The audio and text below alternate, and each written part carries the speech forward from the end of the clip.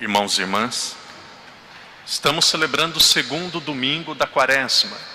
No último domingo, o primeiro domingo da Quaresma, nós recordamos que Jesus estava no deserto. Jesus passou 40 dias no deserto. E depois de passar 40 dias no deserto, jejuando, ele foi tentado por Satanás. No evangelho de hoje, Jesus não está em um lugar isolado como o deserto. Mas Jesus está em outro lugar isolado, outro local de solidão, de silêncio. Jesus sobe a montanha. Jesus sobe a montanha com 3 dos seus discípulos que ele tinha mais proximidade, eram como se fossem amigos de Jesus. Jesus sobe a montanha com Pedro, João e Tiago. Quando Jesus sobe a montanha, acontece algo extraordinário. Quando nós lemos a Bíblia, nós vamos perceber que Jesus realizou inúmeros milagres para ajudar as outras pessoas. Jesus curou os cegos, curou os coxos, Jesus curou os surdos. Os milagres de Jesus realizaram obras grandiosas na vida de muitas pessoas. A transfiguração é diferente. Na transfiguração, Jesus realiza um milagre nele mesmo. Na transfiguração, Jesus, ele muda. Jesus parece outra pessoa. Na transfiguração, o texto do Evangelho nos diz, quem olha para Jesus percebe que a roupa de Jesus estava com uma brancura, estava de uma forma que nem a melhor lavadeira do mundo conseguiria prepará-la deste jeito. As pessoas que olhavam para o rosto de Jesus, esses 3, percebiam que o rosto de Jesus, ele transparecia paz, alegria. O rosto de Jesus tinha um semblante que ninguém nunca tinha visto. A transfiguração, e quando vocês ouvirem falar no Evangelho da Transfiguração, na transfiguração, Jesus mostrou para esses 3 discípulos como ele seria, como ele é hoje na eternidade. A transfiguração é uma antecipação. Na transfiguração, Jesus mostra como ele está hoje no céu. Mas por que Jesus fez isso? Alguns dias depois da transfiguração, Jesus seria morto. Jesus sabia que os seus apóstolos teriam dúvida. Jesus sabia que os seus apóstolos iriam questionar se de fato Jesus era quem ele é, Deus. Então, para fortalecer a fé dos apóstolos, para prepará-los para aquilo que eles iriam viver, Jesus já mostra como que Jesus é no céu.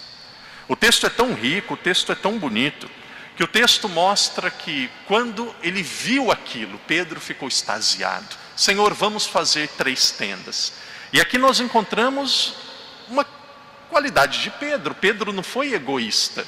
Pedro ele não pensou em si. Pedro ele disse, Senhor, 3 tendas. Uma para ti, uma para Moisés e uma para Elias.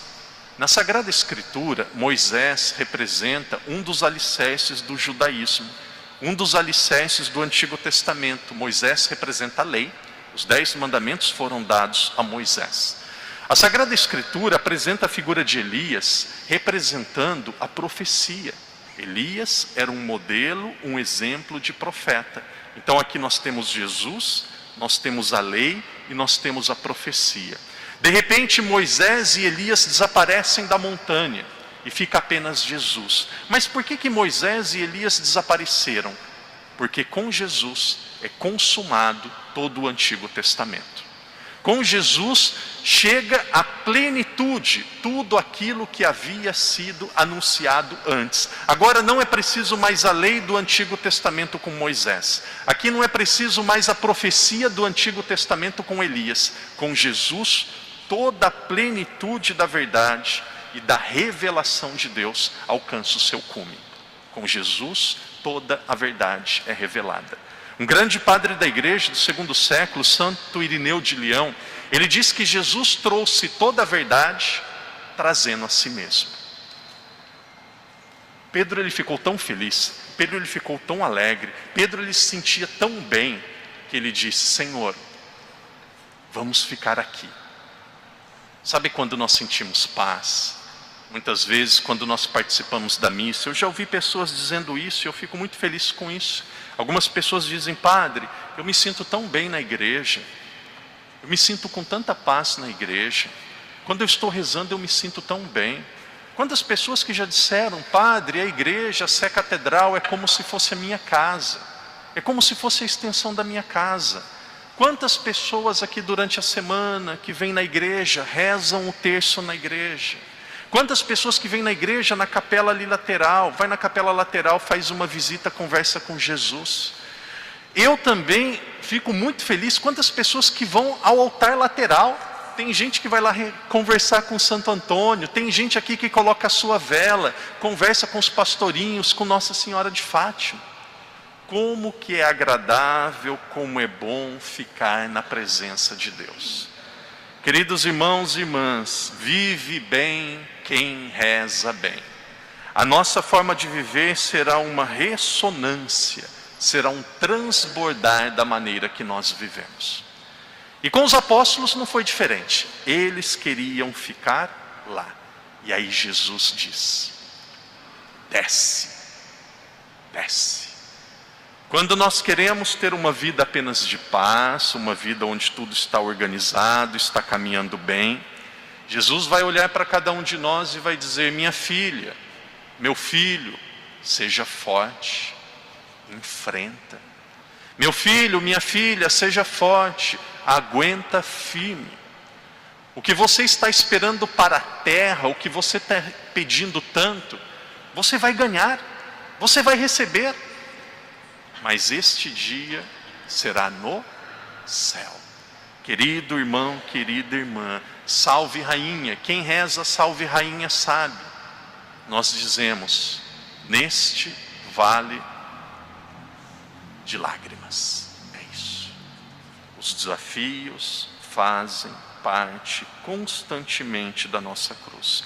Por isso que Jesus diz, segunda leitura de certa forma diz isso: não negais a Cristo. Existem pessoas, a segunda leitura diz assim: existem pessoas que procedem como inimigos da cruz de Cristo. Existem pessoas que têm como seu Deus o seu estômago. O que a segunda leitura quer dizer com isso? Muitas vezes nós não queremos abraçar a nossa cruz como um meio de salvação. Muitas vezes nós queremos colocar culpados na nossa cruz. As pessoas que vivem mais sozinhas, as pessoas mais problemáticas, as pessoas que causam mais confusão, as pessoas mais tóxicas que existem, são sempre as pessoas que querem culpar os outros pelos seus problemas. São pessoas que querem justificar os seus erros e os seus problemas colocando-os na conta dos outros. Essa não é uma atitude de cristão.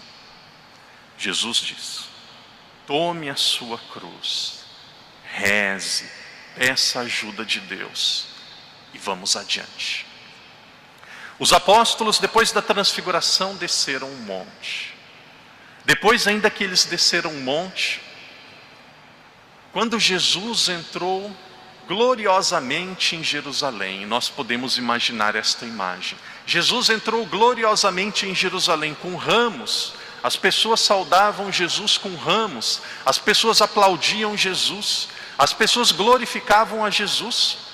Na igreja nós fazemos isso. Porém, quando eles saíram, quando Jesus entrou em Jerusalém, quando aquelas pessoas se afastaram um pouco dele, alguns dias depois, as mesmas pessoas que glorificavam Jesus com ramos, eram as mesmas pessoas que estavam pedindo para Jesus ser condenado. Traidores, falsos. Os mesmos que estavam com Jesus aclamando com ramos, eram os mesmos que depois o traíram e o abandonaram. As nossas cruzes, as nossas dificuldades, são meios de nos santificarem. Querido irmão, querida irmã, o padre encerra dizendo assim: para viver o que nós vivemos na planície, esses desafios, seja de saúde, seja nas nossas famílias, seja no trabalho, seja na sociedade, seja na igreja, onde for os desafios, nós conseguiremos vivê-los bem Nós conseguiremos, muitas vezes, até vencê-lo, se nós tivermos um profundo encontro com Jesus. Um profundo encontro com Jesus. Jesus levou os apóstolos para a montanha porque Jesus queria dizer assim aos apóstolos: vocês precisam de silêncio. Vocês precisam de silêncio. Nós vivemos em uma sociedade que cada vez menos as pessoas conseguem ficar em silêncio, conseguem ficar sozinhas. Em todas as nossas casas deveria ter algo chamado espaço sagrado. O que é o espaço sagrado? É um pequeno altar que você vai construir. Você pode pegar uma mesinha, pode colocar uma toalha, pode colocar 2 velas. Pode ser algo muito simples, mas todas as casas dos católicos deveriam ter um espaço sagrado. Lá você vai colocar o seu santo de devoção. Lá você vai colocar o seu terço. E muitas vezes, antes de sair de casa para trabalhar, vai no espaço sagrado e diga assim: Jesus, estou saindo, me ajude para as batalhas que eu vou enfrentar no dia de hoje. Quando voltar para sua casa, volte lá naquele espaço sagrado. Olhe para Jesus e diz: Jesus, obrigado porque eu voltei. Em outras palavras, aqueles que não tiverem experiência com Deus terão muitas dificuldades em perseverar. Possivelmente já contei em outra missa, em outra celebração. Quando eu olho para o meu tempo de seminário, me recordo quando eu entrei no seminário, já pensava que ia ser padre, pensava que ia celebrar missa, pensava que ia pregar retiros, pensava que ia atender confissão, já tinha programa pastoral, já tinha tudo, já entrei para o seminário, já estava achando que estava tudo pronto. Sabe quantos anos que eu tive que esperar? 11. Olhava no calendário, 11 anos esperando para ser padre. Demorou demais. Tem gente que fala assim: o tempo passa rápido. Não passou não, foi muito tempo, esperava muito tempo. Às vezes eu olhava no espelho, imaginava que eu estava consagrando. Às vezes eu olhava no espelho. O meu sonho era, Deus queira que o Adriano também tenha esse sonho. Meu sonho era só fazer assim, ó. Quantas vezes que eu treinei, ó. E às vezes eu fazia a forma bizantina, que é a forma trinitária, com os 3 dedos unidos, com os 3 dedos abençoando, fazia. Mas quando eu olho para esse tempo de seminário, sabe uma das coisas que me ajudou a superar as dificuldades, os desafios e ficar em pé? Todos os dias antes de dormir, eu dava uma passadinha na capela e dizia assim: boa noite, Jesus. Obrigado por tudo. Às vezes eu sentava no cantinho na capela e ficava 30 minutos. Às vezes eu não conseguia ficar 30 segundos. Mas todos os dias eu ia lá e rezava. Querido irmão, querida irmã, na sua vida tem que ser assim. Rezar. Experiência com Deus. Participar na missa é fantástico e é muito bom. Mas nós temos que alimentar aquilo que nós recebemos na missa durante a nossa semana. Sabe uma das coisas que mais prejudica a vida de uma pessoa? Decisões erradas. Decisões erradas, na maioria das vezes, é fruto de precipitação e falta de sabedoria. Vocês sabem melhor do que o padre. Nós podemos estragar a nossa vida em 30 segundos, em 1 minuto, em 5 minutos. Decisões erradas. Pessoas apavoradas, pessoas agressivas, pessoas que querem resolver tudo na marra, na força. Dá errado. Silêncio, calma. Padre, o trabalho está tão difícil. Padre, lá em casa eu não sei como educar os meus filhos. Padre, está faltando dinheiro. Padre, eu tenho um problema de saúde. Senta, reza, acalma. Seguramente, sem dúvida nenhuma, Jesus vai responder. Jesus vai falar no nosso coração. Quem tem Deus tem tudo. Quem tem Deus tem tudo. É como se Deus dissesse assim a cada um de nós: segura na minha mão, desça a montanha e caminhe. Nós estamos juntos. Querido irmão, querida irmã, não tenha medo de nada. Não tenha medo de nada. Deus está conosco.